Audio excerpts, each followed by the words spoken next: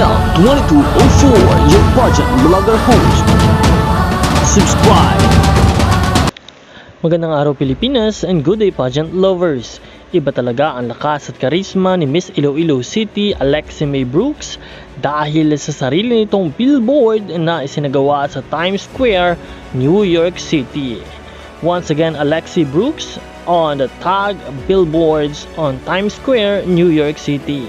Again, congratulations to our Miss Iloilo City, Alexi May Brooks.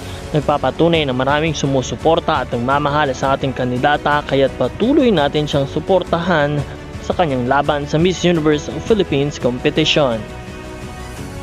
Nalalapit na nga ang Grand Coronation Night this coming May 22, 2024 at the Mall of Asia Arena kung saan magaganap ang pinakaprestiyosong pageant sa buong bansa.